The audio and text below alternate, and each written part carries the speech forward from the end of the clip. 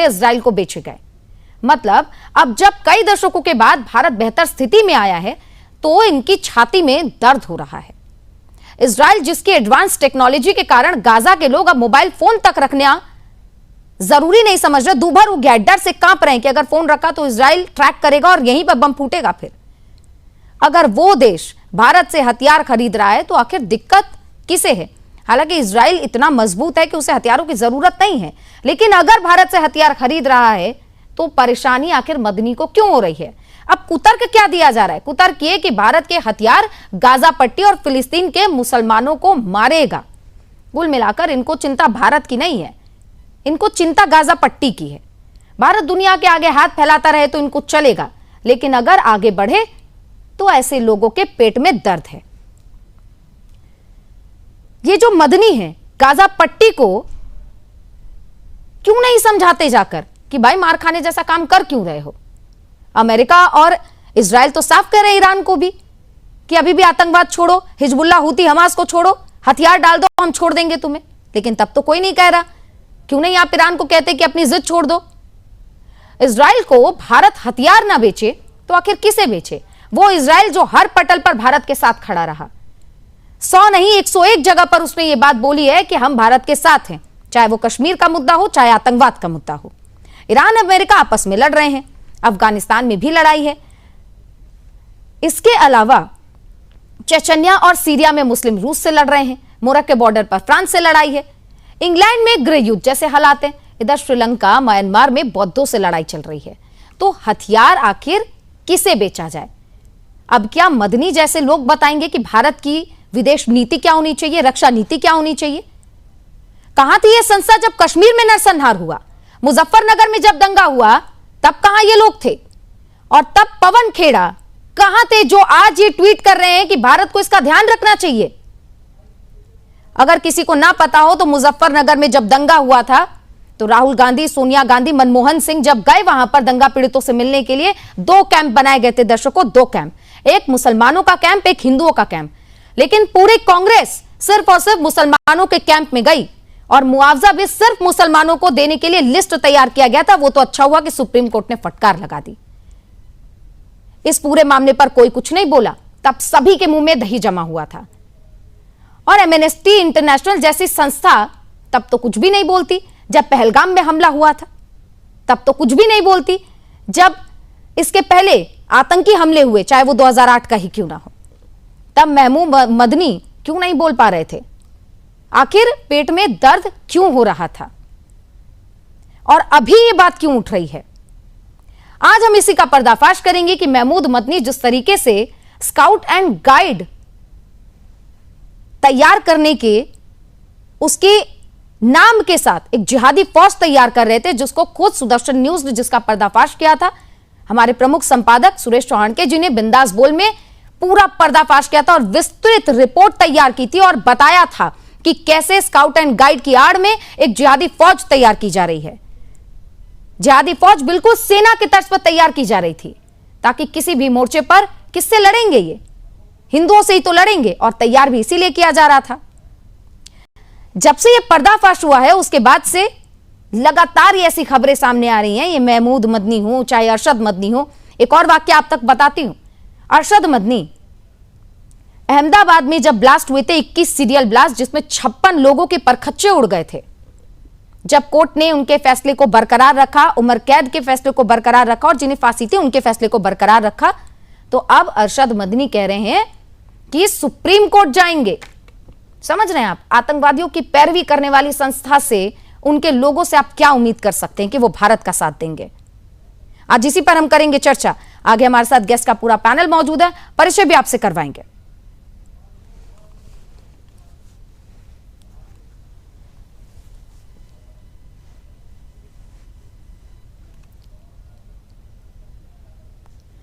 अब सवाल यह है कि आखिर हथियार खरीदते वक्त चुप और आज पेट में दर्द क्यों? भारत आत्मनिर्भर बन रहा है तो आखिर दिक्कत किसको हो रही है? दुनिया में तीसरा सवाल यह कि दुनिया में युद्ध है, भारत आखिर हथियार किसे बेचे? आज यह सवाल पूछा जाएगा। कश्मीर नरसंहार पर आखिर मुंह में दही क्यों जमा कर बैठा? ये जो पूरा एमनेस्टी इंटरनेशनल है, जिसकी रिपोर्ट आई है, या फिर महमूद मदनी, पहलगाम में जब हमला हुआ तब ये लोग क्यों नहीं बोले कि धर्म देखकर मारा गया? इसी वजह से आज ये डिबेट जरूरी है, सवाल पूछना जरूरी है। हमारे साथ गेस्ट का पैनल भी मौजूद है, आपसे परिचय करवा देते हैं। हमारे साथ बीजेपी के प्रवक्ता जुड़ रहे हैं, अवधेश उपाध्याय जी, आपका बहुत स्वागत। हमारे साथ वाचस्पति द्विवेदी जी जुड़ रहे हैं, प्रवक्ता कांग्रेस के हैं। शोएब सिद्दीकी, मुस्लिम स्कॉलर, हमारे साथ आज ज्वाइन करेंगे और अपना पक्ष रखेंगे। साथ ही अरविंद सिंह तेजावत सर जुड़ रहे हैं, विदेश मामलों के जानकार। और हमारे साथ जुड़ गए हैं विकास त्यागी जी, हिंदूवादी नेता हैं। सबसे पहले शुरुआत आप ही से होगी, क्योंकि शोएब सिद्दीकी जी, आप सुन रहे हैं कि क्या मदनी ने बयान दिया है, महमूद मदनी ने क्या बयान दिया है, और कितनी बार आप लोग ये विश्व पटल पर खुद को ले जाकर ये साबित करेंगे, प्रूव करेंगे कि हम रहते भारत में है, खाते भारत का है, सब कुछ भारत का है, लेकिन हम करेंगे भारत का विरोध, भारत की नीतियों का विरोध, और भारत जो कहेगा या भारत की जो गवर्नमेंट कहेगी हम वो नहीं करेंगे। आखिर कब तक ये विरोध होता रहेगा? ये अरशद मदनी हो चाहे महमूद मदनी हो, हमेशा से तो यही हम देखते आ रहे हैं। जी देखिए, ऐसा है कि फिलिस्तीन के जो मामला है ये बहुत पुराना है। यहूदियों को दुनिया में कोई जगह नहीं दे रहा था, यहूदी भटक रहे थे, तो फिलिस्तीनी एक ऐसा मुल्क था जिसने उनको जगह दी थी कि आओ जहाँ रह जाओ, लेकिन उन्होंने फिलिस्तीन के साथ गद्दारी की, जिस तरह अमूमन होता है। आज वो फिलिस्तीन पे कब्जा करना चाहते हैं।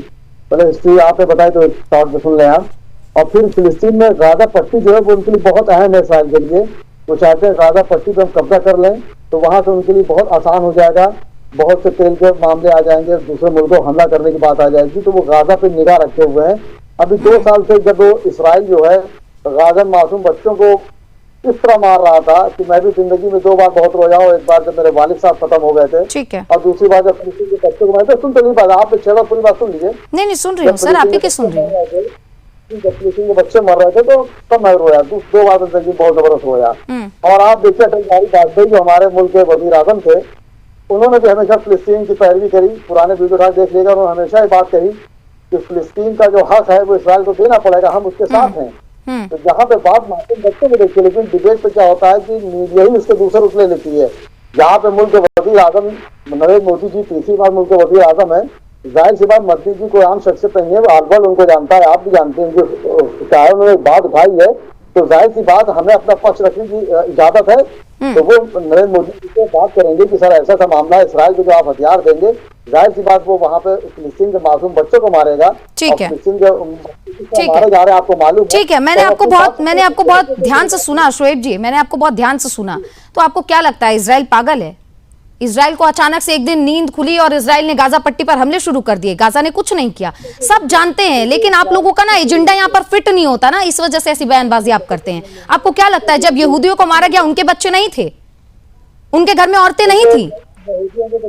और चलिए फिलिस्तीन का तो छोड़िए ना सर, आप हथियारों की बात कर रहे हैं ना, आप हथियारों की बात कर रहे हैं ना। जरा मुझे बताइए कि जब नेपाल में हिंदुओं को मारा गया तब कौन से हथियार बेचे गए थे? जब बांग्लादेश में हिंदुओं पर नरसंहार हो रहा था तब कौन से हथियार बेचे गए थे? अब आप सवाल करके जवाब भी सुन लिए।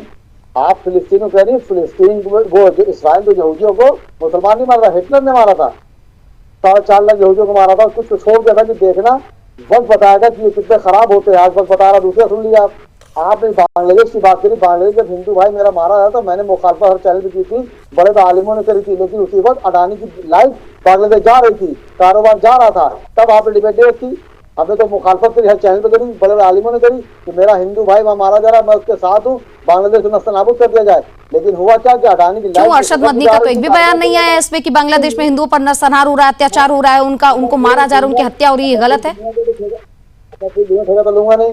हमारा खालिश महली साहब इस्लामिक सेंटर ऑफ इंडिया के चेयरमैन, उन्होंने मुखालफत करी, ऐसा नहीं है, लेकिन एक एक करके बात तो होगी। दूसरे नेपाल में आप आइए, नेपाल में जब वो तब भी मैंने मुखालफत करी। आज वह मुसलमानों का नेपाल वाले मार रहे हैं। और पहलगाम में जो धर्म देखकर मारा गया उसका क्या? पहलगाम में धर्म देखकर मारा उसका क्या? पहलगाम में धर्म देखकर मारा गया, वो सख्त कार्रवाई करी है, जो करी जा रही है। मैंने हमेशा इंसाफ की बात करी, मगर जब कोई मुसलमान का मामला आता है तब डिबेटें नहीं होती है, दूसरे समुदाय का आता है तो होती है। मैंने हमेशा कहा कि हिंदू मेरा राम, उनके लक्ष्मण है। अगर हिंदू को कोई दिक्कत आएगी ठीक है, ठीक है, लेकिन मतलब कुल मिलाकर बात यही है कि इजराइल के साथ जो अत्याचार हुआ है वो किसी ने नहीं देखा, लेकिन इजराइल ने जब ये बात खुल के कहा था कि जब मुझ पर हमला होगा तो मैं 1000 बार हमला करूंगा, ये बात इजराइल की है। इजराइल ने ये बात बोला था कि अगर मुझ पर कोई निशाना साधेगा तो मैं 1000 बार उस पर हमले करूंगा।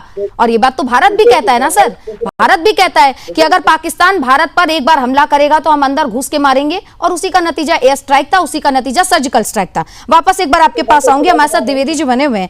द्विवेदी जी, पवन खेड़ा मैदान में उतर गए, पवन खेड़ा ने बहुत सारी बातें बोली, मानवता का पाठ पढ़ाया, लेकिन मानवता का पाठ सिर्फ एक तरफा कैसे हो सकता है?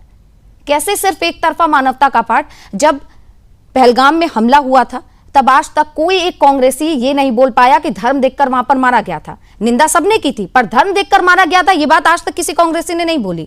लेकिन आज हथियारों की बिक्री पर जब भारत आत्मनिर्भर बन रहा है, हथियार बेचने के लिए सक्षम हो गया है, उसको लेकर सवाल उठाना, देश के हर नीति पर सवाल उठाना। मानते हैं कि सरकार से मतभेद हो सकते हैं, लेकिन सरकार की नीतियों के और सरकार के खिलाफ इस तरीके से जाना कि दुनिया को दिख जाए कि न सिर्फ सरकार से मतभेद है बल्कि देश के साथ ही आप मतभेद कर बैठे हैं, ये तो ठीक नहीं है ना।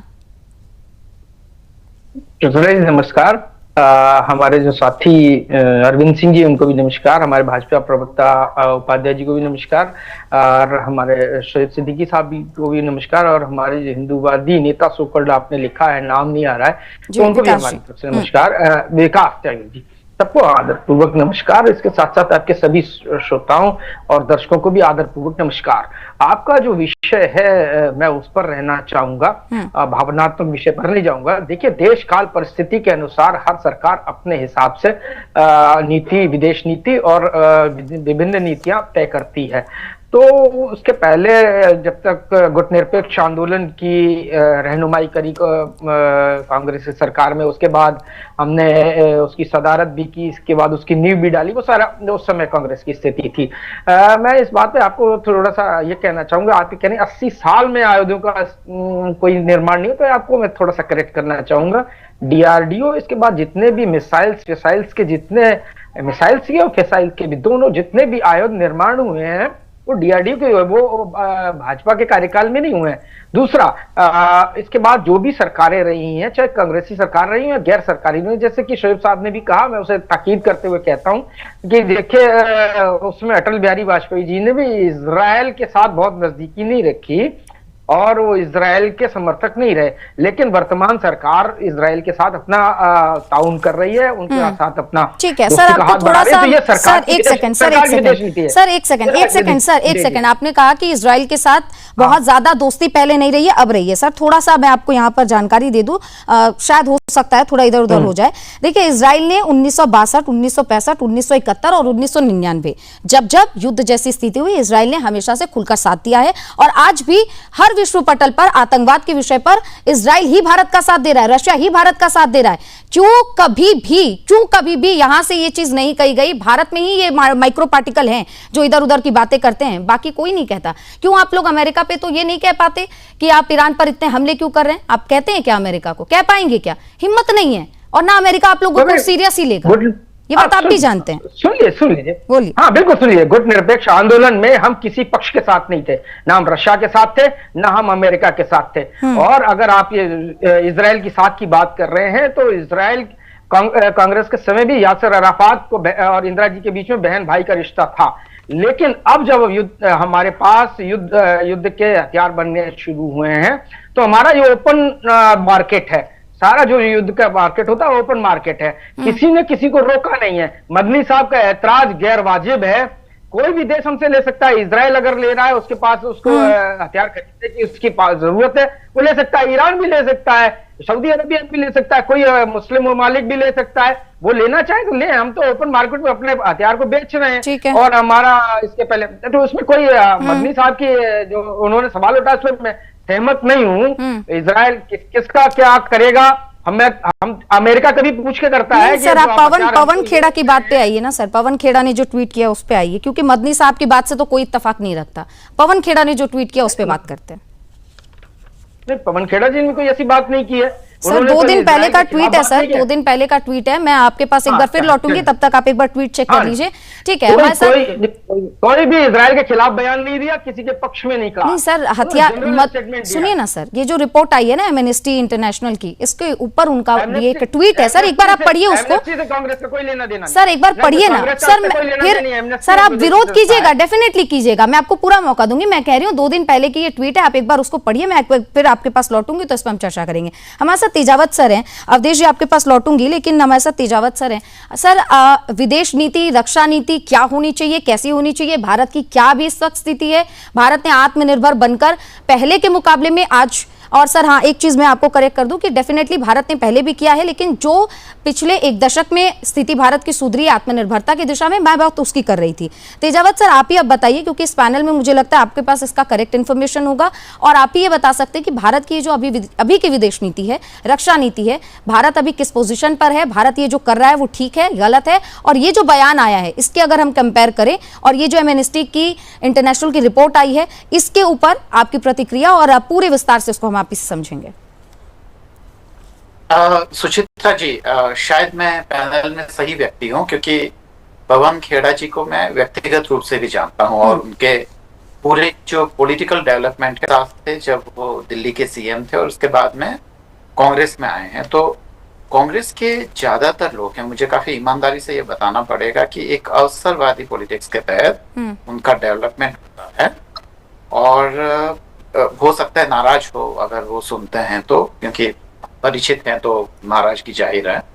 पर मैं ये अच्छी तरह से जानता हूं कि कांग्रेस में कोई नया विजन या कि कोई नई चीज देने का नहीं है, और यही कारण है कि अगर कांग्रेस उस विपक्ष के उस दायित्व को ठीक से निभाती, या कि उसमें संघर्ष की क्षमता होती, तो ये जो छोटे छोटे जो आंदोलन हो रहे हैं और ये जो स्पेस ले रहे हैं, चाहे वो दिल्ली में केजरीवाल जी का आना हो, या अभी जो तमाम जो चाहे वो किसान विद्रोह हो या कॉकरोच जनता पार्टी के विद्रोह हो, ये जो स्पेस घेर रहे हैं, यह मूलतः विपक्ष के पास रहता, और एक अच्छे विपक्ष के साथ सरकार को एक काफी चुनौती मिलती, और निश्चित तौर पे एक अवसरवादी पॉलिटिक्स के कारण कांग्रेस ने वो सारी संभावनाएं खत्म कर दी हैं।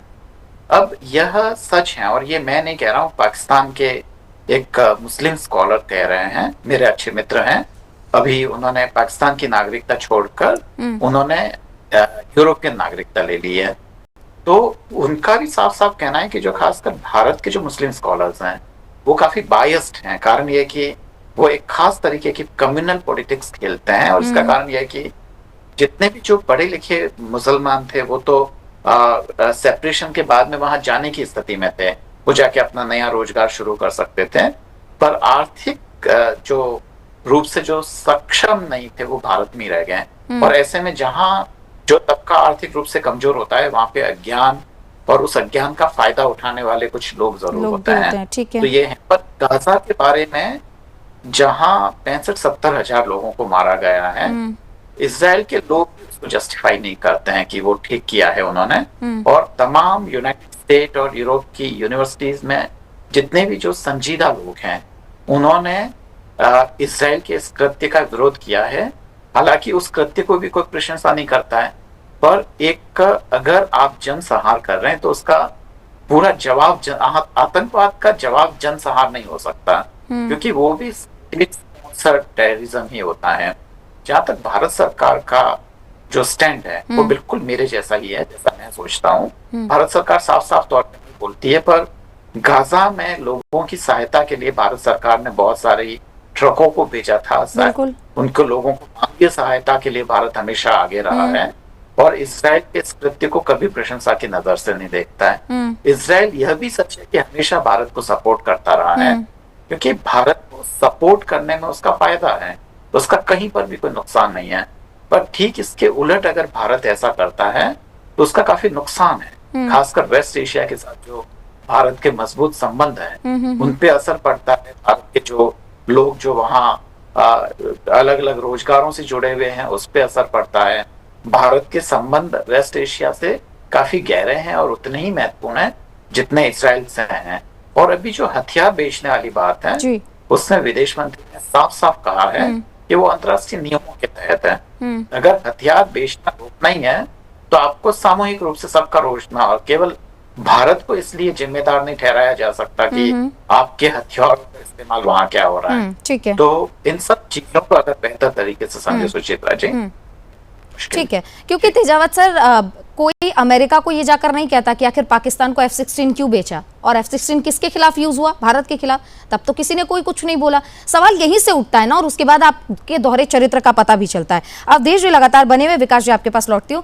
अवधेश जी, जब इजराइल के साथ, क्योंकि इजराइल हर पटल पर भारत के साथ रहा है और हमेशा से इजराइल ने सपोर्ट किया है, चाहे कश्मीर का मुद्दा हो, आतंकवाद का मुद्दा हो, तो भारत कभी खुलकर, या भारत की सरकार की ओर से कभी खुलकर ये बयान आप भी पटल पर रख दीजिए ना, क्योंकि बार बार तो विपक्ष भी आपसे सवाल पूछता है कि आप लोग किसके सपोर्ट में, आप लोग बताते क्यों नहीं है, आप लोग अपना स्टैंड क्लियर कीजिए। तो भारत अपना स्टैंड क्लियर क्यों नहीं कर देता? क्योंकि प्रत्यक्ष या परोक्ष रूप से कहीं ना कहीं दोस्ती बहुत गहरी है, और आज से नहीं, ये इतिहास की दोस्ती है जो आगे भी चलेगी। तो कभी स्टैंड ये क्लियर एकदम से आप लोग क्यों नहीं कर देते कि विपक्ष की बोलती बंद हो जाए, मुंह बंद हो जाए और स्टैंड बिल्कुल क्लियर हो जाए? देखिए सुचित्रा जी, भारत की जो रक्षा नीति है वो किसी धार्मिक दृष्टिकोण से नहीं चलती है, वो जो है पूरी तरह से, मैं बताऊं आपको, राष्ट्र के हिसाब से चलती है।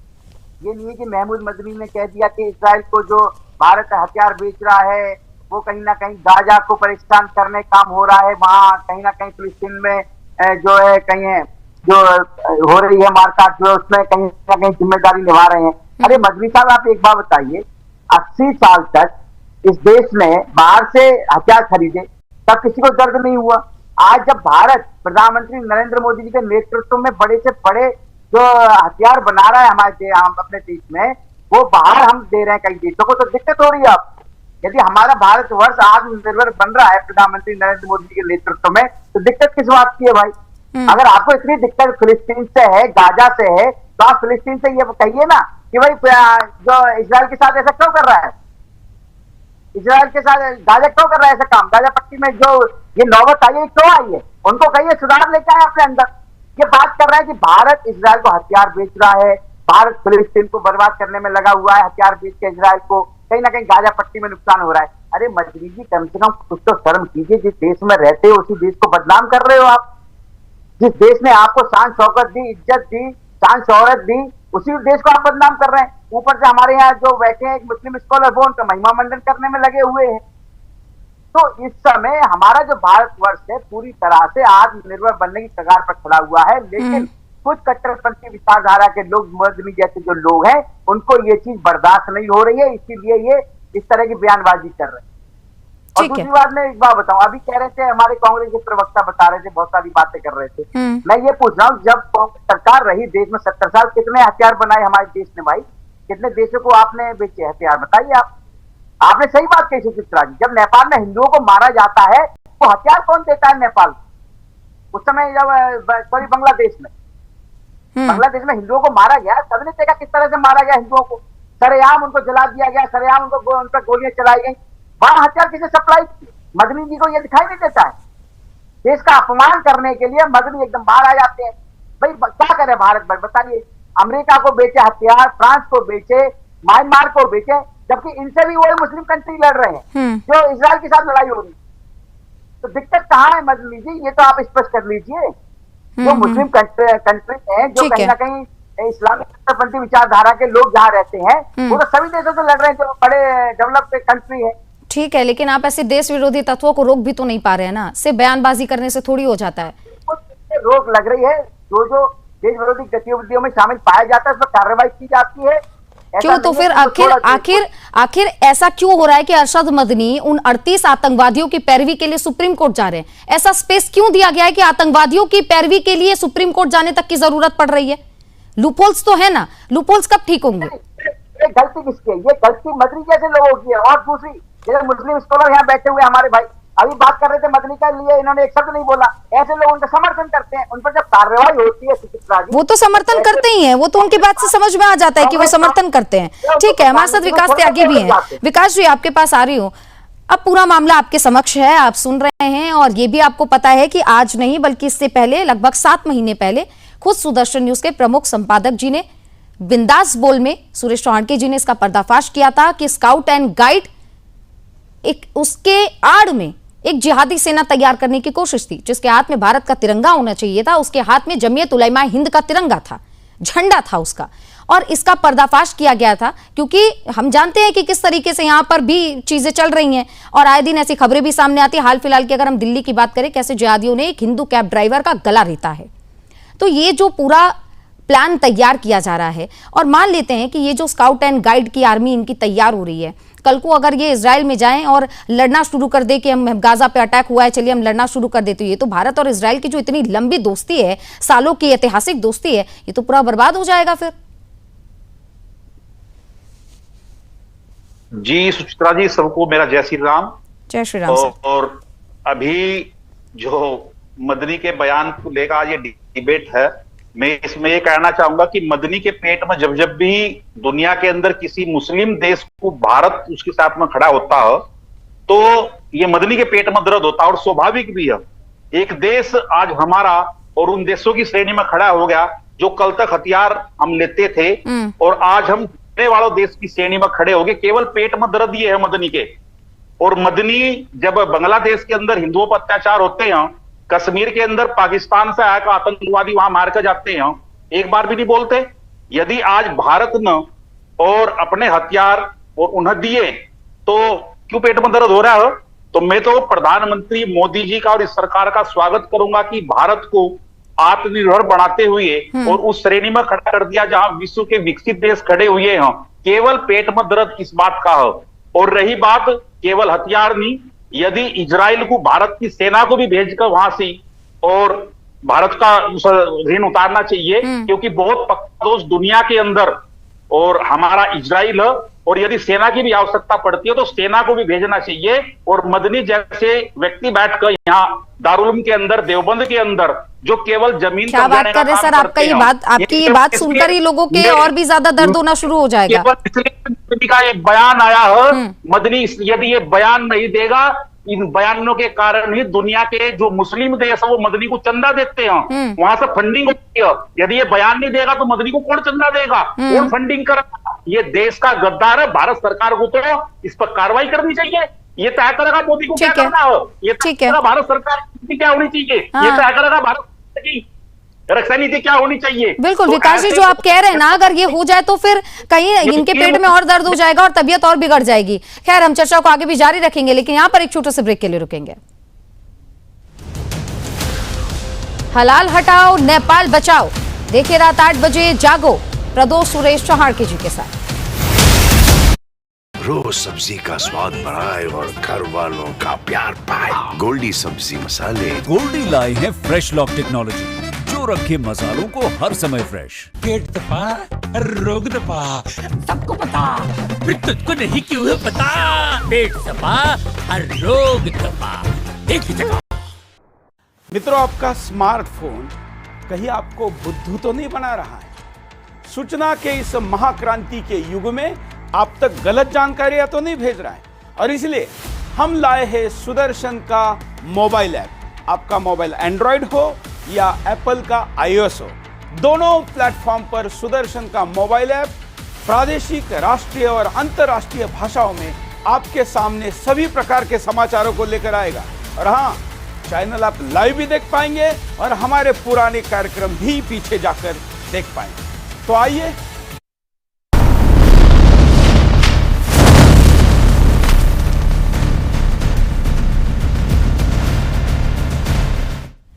तो चलिए चर्चा में एक बार फिर से आगे बढ़ते हैं। ब्रेक के बाद आप सभी का स्वागत। हमारे साथ शोएब सिद्दीकी हैं, आपके पास एक बार फिर आ रही हूं।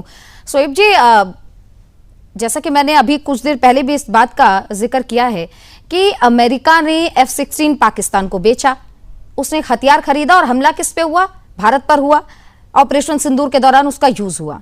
आपको पता है टर्की भी पाकिस्तान को हथियार बेचता है, ड्रोन्स बेचता है, और उसका इस्तेमाल कहां होता है? भारत के खिलाफ होता है। आप लोगों ने एक बार भी बोला टर्की को कि क्यों उसको हथियार बेच रहे हो? भाई, भारत पर हमला हो रहा है, ये हमारा देश है। बोला? अमेरिका को बोला? बोल पाते हैं? आपको पता है ना, चाइना में मस्जिद को तोड़कर शौचालय बना दिया गया। चाइना में मुसलमानों को कैसे दबा के रखा जाता है, हलक में उंगली डाल के रखी जाती है, किसी के मुंह में से आवाज नहीं निकलता, क्योंकि आप लोग को पता है कि कहां बोलना है और कहां नहीं बोलना है। जानते हैं ना, इसी वजह से नहीं बोल पाते। लेकिन जब भारत की बात आती है तो फिर सब शुरू हो जाते हैं, सब एक साथ शुरू हो जाते हैं। और अभी आतंकवाद के मुद्दे पर सुप्रीम कोर्ट तक की पैरवी, भाई गजब है ये तो। और उसके बाद आप लोग दुआई देते हैं मानवता की।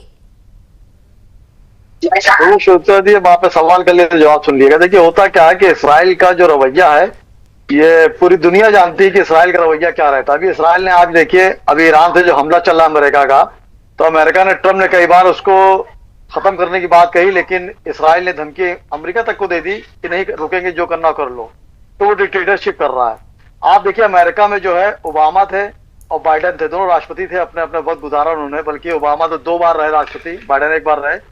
उन लोगों ने भी हमेशा जो है फिलिस्तीन की सपोर्ट किया, इसराइल का सपोर्ट नहीं किया। आपने बीच में देखा होगा। लेकिन बुश और ट्रम्प, ये 2 लोग जो थे, ये हमेशा फिलिस्तीन के खिलाफ रहे। आप भी जानती, हम भी जानते हैं, इसमें 2 राय नहीं है। यहाँ पे मंदी सिंह के बयान की बात छोड़ दी, उनकी बात।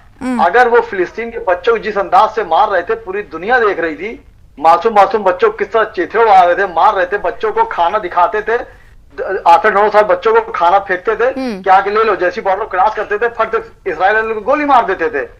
तो यहाँ पे हिंदू मुस्लिम सब उनको देखकर होते थे। तो मोदी साहब ने कोई चैलेंज नहीं दिया। मेरे हिसाब से मुझे लगता है, मैं भी गुजारिश करूंगा मुल्क के वज़ीर-ए-आज़म नरेंद्र मोदी जी से कि इसराइल को अगर आप हथियार दे रहे तो उनसे ये बातें रख लिएगा कि ये हथियार कम से कम फिलिस्तीन पर आजमाए। ठीक है, सुनिए शोएब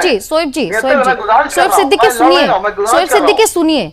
जब इजराइल में यही जिसकी फिलिस्तीन की आप बात कर रहे हैं ना, जो गाजा पट्टी की बात कर रहे हैं आप, जब इजराइल के लोगों को, उनकी महिलाओं को घसीट कर, शब्द सुनिएगा, घसीट कर जब निकाल के उनके साथ दुष्कर्म किया जा रहा था, जब उनके बच्चों को निशाना बनाया गया, तब आप लोगों की मानवता की कहां गई थी? ये सिलेक्टिव मानवता कहां से आप लोगों की जागृत हो रही है? देखिए ये तो आपकी मनगढ़ंत कहानी बनी हुई है। ये बढ़िया है, ठीक है, मेरी मनगढ़ंत कहानी है ना। हमारे साथ तेजावत सर है, तेजावत सर मनगढ़ंत कहानी है क्या ये? फिलिस्तीन पे जो जुल्म हो रहा था, नहीं ये सच है चित्रा जी। फिलिस्तीन के बच्चों और अक्सर शोएब सिद्दीकी का आवाज डाउन कीजिए। जी तेजावत जी। जी ये सुचित्रा जी, ये अक्सर ऐसा देखा जाता है कि जो हमारे यहाँ के खासकर जो मुस्लिम रिप्रेजेंटेटिव्स कहते हैं, उनकी आवाज धीमी होती है, क्योंकि वो खासकर मानवता में भी फर्क करते हैं। और ये ज्यादातर जितने भी जो रिलीजियस ग्रुप हैं, ये उनकी अपना एक कॉन्ट्रडिक्शन होता है। तो ये सच है कि अगर यहाँ के मुस्लिम स्कॉलर्स अगर ये कहना शुरू करते हैं कि चाहे वो यहूदियों का जनसंहार हो, चाहे हिंदुओं का हो, बांग्लादेश में जो हिंदुओं का जनसंहार हो रहा था, उसका अगर वो बाकी अगर वैसे उसी स्वर में अगर भर्त्सना की जाती है, तो ये बहुत ही अच्छा होता है। पर आमतौर पर ऐसा नहीं होता। ठीक है द्विवेदी जी, आपके पास आ रही हूँ। आपने मुझे लगता है कि आपने एक बार ट्वीट देखा होगा पवन खेड़ा का, जो पवन खेड़ा जी ने एमनेस्टी इंटरनेशनल को टैग करते हुए, रीट्वीट करते हुए उस पर लिखा है, it's a tragic that the land of ahimsa become conflict in the another nations legal war. ये उनका ट्वीट है और लिखा हुआ है, if you are truly the Hindu nation the BJP claims we are, then the must we also believe in the law of karma. यानी कि वो कह रहे हैं ये जो हो रहा है कर्मा लौट कर भारत भी आएगा, भारत को भी इसका खामियाजा भुगतना पड़ेगा। ये कैसे कैसे ट्वीट है महाराज? उसके बाद आप खुद को देशभक्त कहते हैं। और अब क्या कांग्रेस से कोई उम्मीद करे, जिनके खुद प्रमुख कहते हैं राहुल गांधी कि मुस्लिम लीग सेकुलर है और आरएसएस बहुत ज्यादा एक्सट्रीमिस्ट है? देखिए सुचित्रा जी, मैं ऐसे बयानों पे कोई जवाब नहीं देना चाहता हूं। अभी हमारे भाजपा के मित्र ने कहा था कि कांग्रेस के समय में क्या हुआ। कांग्रेस के समय में डीआरडीओ बना, कांग्रेस के समय में परमाणु विस्फोट हुआ, और कांग्रेस के समय मिसाइल टेक्नोलॉजी डेवलप हुई। कांग्रेस के समय बहुत सारे, देखिए बीच में टोकिए नहीं, आप सुनिए, आराम से सुनिएगा, तसल्ली सुनिए, दर्द मत करिए, दर्द नहीं होना चाहिए। सुनिए कांग्रेस ने क्या किया, कांग्रेस निरपेक्ष आंदोलन के 101 देशों की सदारत की। आपने क्या किया? आपने अपने पड़ोसी मुल्कों के साथ संबंध करार कर लिए। आज आप भूटान के साथ नहीं है, आज आप पाकिस्तान के साथ नहीं है, दुश्मन ममालिक है, आज आप बांग्लादेश के साथ नहीं है, आज आप श्रीलंका के साथ नहीं है। कौन सा देश आपके साथ है? कौन सा कंट्री? क्यों पाकिस्तान का साथ चाहिए आपको सर? द्विवेदी जी, आपको पाकिस्तान का साथ क्यों चाहिए? क्यों चाहिए आपको पाकिस्तान का साथ? पाकिस्तान को गोदी में बिठा के खिलाए क्या? छोड़िए, पाकिस्तान को छोड़िए, पाकिस्तान हमारा दुश्मन ममालिक, मैंने क्या दिया, स्लिप ऑफ टंग हो गया। लेकिन आप हमारे बता दिए कि नेपाल के साथ हमारे संबंध कैसे हैं, हमारे भूटान के साथ संबंध कैसे हैं, तो आप क्या चाहते हैं? हिंदुओं का नरसंहार होता रहे? समय में सबसे अच्छे थे आज।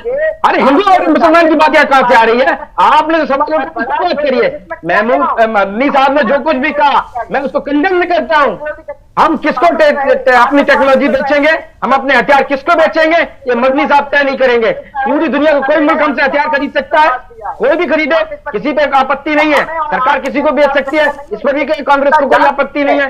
देशभक्त होना सुदर्शन चैनल तय नहीं करेगा, ये कांग्रेस देशभक्त है कि नहीं है, ठीक है, करेंगे। ठीक है, ठीक है, ठीक है, दोनों शांत हो जाइए। थोड़ा मुझे समय दीजिए, थोड़ा मुझे समय दीजिए। अवधेश जी रुक जाइए, थोड़ा सा रुक जाइए।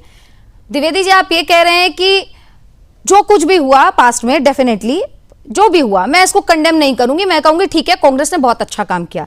पर देश ये कैसे भूले कि कांग्रेस के ही वो नेता थे जो हाफिज सईद, एक बहुत बड़े आतंकी को जी कहते हैं, मसूद अजहर साहब कहते हैं। कैसे भूले? जब 2013 में मुजफ्फरनगर में दंगा हुआ था, तब जो वो कैंप लगी थी ना हिंदुओं की और मुसलमानों की, तो उस कैंप में मनमोहन सिंह, सोनिया गांधी, राहुल गांधी सिर्फ मुसलमानों के कैंप में गए थे। जो चार्ट तैयार हुआ था ना, जिसमें आर्थिक सहयोग देने की बात थी, उसमें भी सिर्फ मुसलमानों का नाम था। वो तो अच्छा हुआ सुप्रीम कोर्ट ने बीच में बोल दिया। बहुत बढ़िया पिच पे आप ले आए। अब आप ये भाई हाफिज सईद को किसने छोड़ा था? आप ये बताइए, आतंकवादियों को किसने छोड़ा था? जिन्होंने इस देश पे बहुत सारे जख्म दिए, बहुत सारी आतंकवादी घटनाएं करी, किसके कार्यकाल में हुई? हाँ सर, शर्म करिए। ठीक है, ठीक है, किसने छोड़ा था उनको? ठीक है, आप कैसे रोना पीटना मचाए हुए? बिल्कुल बिल्कुल उसका करिए जो आपका बिल्कुल सर, बिल्कुल बिल्कुल बिल्कुल बिल्कुल सर, इसीलिए तो जवाब नहीं हुआ तो आप चले गए ना वापस। जब जवाब नहीं मिला तो आप वापस चले गए उस पिच पर। मिसाइल, अरे आप हम किसको हथियार बेचेंगे ये सरकार तय करेगी, ये देश तय करेगा। मैं ये कह रहा हूँ मदनी तय नहीं करेंगे, ये टॉपिक का विषय है। आप उसको डिरेल करके पता नहीं कहा हिंदू मुस्लिम ये सब चीजें मत करिए। कौन कर रहा है सर? ये तो आप ही लोग करते हैं, ये आप ही लोग करते हैं, ये आप ही लोग करते हैं। सच नहीं स्वीकारते हैं, सच नहीं स्वीकारते हैं। आप बताइए जरा, आप बताइए, आपको पता है दिल्ली में क्या हुआ? आपको पता है दिल्ली में क्या हुआ? गला रेता गया एक हिंदू कैब ड्राइवर का, आपको पता है? आप तो व्यक्तिगत पता है आपको? पवन खेड़ा के बयान पे तो आपसे जवाब नहीं निकला। आपने निर्विवाद रूप से कोई बात ही नहीं करी। आपने ये याद नहीं दिलाया कि कांग्रेस ने क्या क्या किया था। डीआरडीओ बताइए ना कि किसने बनाया। ठीक है द्विवेदी जी ऑन एयर आपको एक चैलेंज है। द्विवेदी जी सुनिए, ऑन एयर आपको एक चैलेंज है कि आप बोल दीजिए कि मदनी ने हिंदू मुस्लिम किया है, भारत के खिलाफ खड़े होकर फिलिस्तीन का सपोर्ट किया है। कह दीजिए ये बात, ये खुला चैलेंज है आपको। मैं चैलेंज आपका क्यों स्वीकार करूंगा? मैं कह रहा हूं मदनी जी ने ये तय नहीं कर सकते कि हम देश किसको हथियार बेचेगा, वो ये तय नहीं। ये बढ़िया है, ये बढ़िया है। साध्वी प्रज्ञा कर्नल पुरोहित को आप बोल सकते हैं, लेकिन मदनी को बोलने की आपकी हैसियत नहीं है। सर मुझे भी पता है, ये सब दोहरा रवैया मत अपनाइए। ठीक है, मैं कंडेम कर रहा हूं। अगर मदनी जी ने कहा, मैं कंडेम कर रहा हूं। ये देश की विदेश नीति तय करेगी, ये सरकार की विदेश नीति तय करेगी हमारी, उसके साथ। सर तो पवन खेड़ा पे जवाब दीजिए ना, मांग तो रही हूँ। ये पवन खेड़ा का ट्वीट पड़ा हुआ, पवन खेड़ा का ये ट्वीट पड़ा हुआ। अरे कभी तो देश के साथ खड़े हो जाइए महाराज। ऐसे क्या गलत कहा? पढ़िए पवन खेड़ा का क्या ट्वीट है, पढ़िए जरा उसको, पढ़िए। आप ही ऑन एयर पढ़िए ना सर उसको। बात करते हैं आप लोग, सिर्फ आवाज तेज कर देने से आपकी नीतियां या आपके बयान सही नहीं हो जाएंगे। ठीक है विकास जी आपके पास आती हूँ। ठीक है विकास जी आपके पास आ रही हूँ। मदनी भी थे और पवन खेड़ा का बयान भी था। मदनी भी थे और पवन खेड़ा का बयान भी था। ठीक है विकास जी आपके पास आऊंगी, मेरे पास आखिरी 1 मिनट है। विकास जी आखिरी आपका कमेंट, आप इतने देर से सुन रहे हैं, क्या कुछ चीजें चल रही हैं, लेकिन कोई चैलेंज स्वीकार नहीं करेगा। और मैं तो कहती हूँ ये जो मदनी स्कॉट एंड गाइड के आड़ में एक जिहादी फौज तैयार कर रहे थे दूसरे देशों में भेजने की, ये तो हम कहते हैं कि सुदर्शन न्यूज मदनी साहब को ये कह रहा है, मदनी जी आपको अगर जाना हो, गाजा जाना हो लड़ाई करने के लिए, तो सुदर्शन न्यूज स्पॉन्सर कर देगा। अगर आपको जब भी जाना हो सुदर्शन न्यूज स्पॉन्सर कर देगा। आप बताइए कब की टिकट करवानी है? भेजना चाहिए, पाकिस्तान भेज देना चाहिए, अफगानिस्तान भेज देना चाहिए। जो पवन खेड़ा जैसे लोग और ये कांग्रेस के प्रवक्ता बैठकर जो कांग्रेस किया जो कर रहे हैं ना कि हमने डीआरडीओ दिया, ये दिया, केवल और केवल इस देश को बर्बाद करने से सिवाय इन लोगों ने कुछ नहीं दिया। और यदि आज भारत दुनिया के अंदर हथियार देने वाला देश बना है, केवल पेट में इनके ठीक है। बहुत बहुत धन्यवाद आपका, आप सभी का बहुत बहुत धन्यवाद। आप लोगों ने चर्चा में अपना समय दिया है, मेरे पास समय इतना ही था। तो चलिए अब आगे बढ़ेंगे और अब बात करेंगे महाराष्ट्र की। मुख्यमंत्री देवेंद्र फडणवीस ने मुंबई में ड्रग फ्री मुंबई अभियान की शुरुआत कर नशे के खिलाफ जन आंदोलन का आह्वान किया है। वहीं अंतर्राष्ट्रीय बाघ दिवस पर राज्य सरकार ने बाघ संरक्षण की पंचसूत्रीय रणनीति को आगे बढ़ाने का संकल्प दोहराया। उधर उप मुख्यमंत्री एकनाथ शिंदे और उप मुख्यमंत्री सुनेत्रा अजित पवार ने स्वास्थ्य और विकास कार्यों की समीक्षा तेज कर दी है। और देखिए, जवाबदेह प्रशासन का संदेश भी दिया है। इन सभी अहम खबरों को पूरी जानकारी के लिए देखिए हमारा विशेष कार्यक्रम बदलता महाराष्ट्र।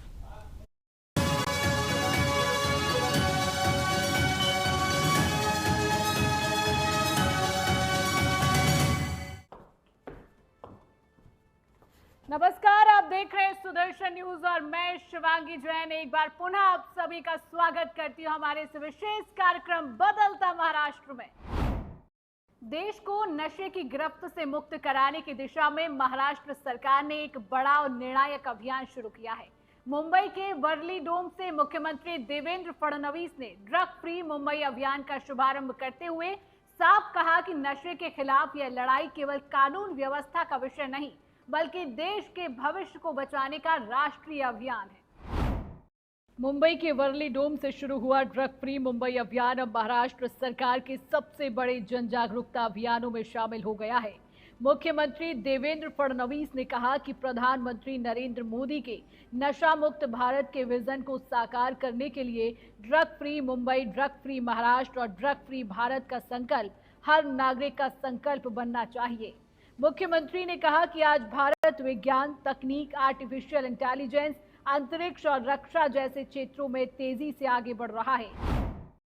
आज अतिशय महत्त्वाचा दिवस आहे। देशाचे प्रधानमंत्री माननीय नरेंद्र मोदीजी यांनी नशामुक्त भारताचा संकल्प केलाय आणि नशामुक्त भारत करण्याकरता आपल्याला देखील नशामुक्त मुंबई, ड्रग फ्री मुंबई आणि ड्रग फ्री महाराष्ट्र करणं गरजेचं आहे। अंतर्राष्ट्रीय बाघ दिवस के अवसर पर महाराष्ट्र ने वन्य जीव संरक्षण को लेकर बड़ा विजन पेश किया है। मुख्यमंत्री देवेंद्र फडणवीस ने कहा कि बाघ संरक्षण केवल वन्य जीवों की सुरक्षा तक सीमित नहीं बल्कि पर्यावरण, जैव विविधता, हरित अर्थव्यवस्था और आने वाली पीढ़ियों के सुरक्षित भविष्य से भी जुड़ा हुआ है। मुंबई में आयोजित अंतर्राष्ट्रीय बाघ दिवस सम्मेलन को संबोधित करते हुए मुख्यमंत्री देवेंद्र फडणवीस ने कहा कि महाराष्ट्र सरकार प्राकृतिक आवासों को सुरक्षित रखते हुए वैज्ञानिक आधार पर बाघ संरक्षण की प्रभावी व्यवस्था लागू कर रही है। उन्होंने बताया कि राज्य सरकार ने मूल्य आधारित पंचसूत्रीय बाघ संरक्षण रणनीति तैयार की है। व्याघ्र प्रकल्प जे आहेत ते केवळ एका वन विभागाची जबाबदारी नाही, तर आपल्या सगळ्यांना या व्यवस्थेचा भाग व्हावा लागेल। आज देशामध्ये मोठ्या प्रमाणात व्याघ्र प्रकल्प वाढले आहेत।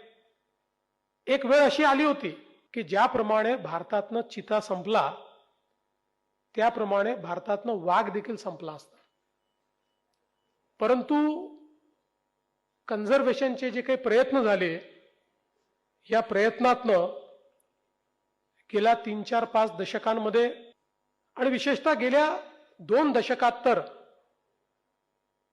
अतिशय वेगाने आपण वाघांची संख्या या ठिकाणी वाढवू शकलो।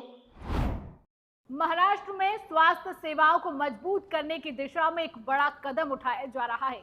उप मुख्यमंत्री एकनाथ शिंदे ने इस महत्वाकांक्षी परियोजना की समीक्षा करते हुए अधिकारियों को निर्देश दिए हैं कि सभी लंबित कार्यों को फास्ट ट्रैक मोड में पूरा किया जाए ताकि ठाणे और पालघर के लाखों लोगों को जल्द आधुनिक चिकित्सा सुविधा का लाभ मिल सके। महाराष्ट्र सरकार ठाणे में स्वास्थ्य सुविधाओं के विस्तार को लेकर पूरी तरह सक्रिय है। ठाणे में बन रहे 900 बेड के अत्याधुनिक स्वास्थ्य परिसर को जल्द शुरू करने की तैयारी तेज हो गई है। मंत्रालय में आयोजित उच्च स्तरीय समीक्षा बैठक में उप मुख्यमंत्री एकनाथ शिंदे ने जिला सामान्य अस्पताल, महिला एवं बाल अस्पताल और सुपर स्पेशलिटी अस्पताल परियोजना की प्रगति की समीक्षा की।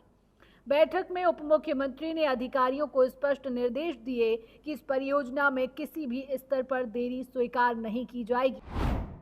उप मुख्यमंत्री एवं बीड की पालक मंत्री सुनेत्रा अजित पवार विकास कार्यों की लगातार खुद निगरानी कर रही हैं। देर रात तक अधिकारियों के साथ समीक्षा बैठक और अगली सुबह 7 बजे जिला अस्पताल का निरीक्षण। उनकी सक्रिय कार्यशैली ने प्रशासनिक तंत्र को तेजी और जवाबदेही के साथ काम करने का स्पष्ट संदेश दिया है। उप मुख्यमंत्री एवं पालक मंत्री सुनेत्रा अजित पवार ने देर रात तक प्रशासनिक अधिकारियों और जनप्रतिनिधियों के साथ विभिन्न विकास परियोजनाओं की विस्तृत समीक्षा की। बैठक में अधूरी परियोजनाओं की प्रगति, नागरिकों की समस्याओं और सरकारी योजनाओं के प्रभावी क्रियान्वयन पर विस्तार से चर्चा की गई। हमारे आज के इस विशेष कार्यक्रम बदलता महाराष्ट्र में बस इतना ही। देश विदेश के अन्य समाचारों के लिए आप देखते रहिए सुदर्शन न्यूज और शिवांगी जैन को दीजिए अनुमति। जय महाराष्ट्र, जय हिंद।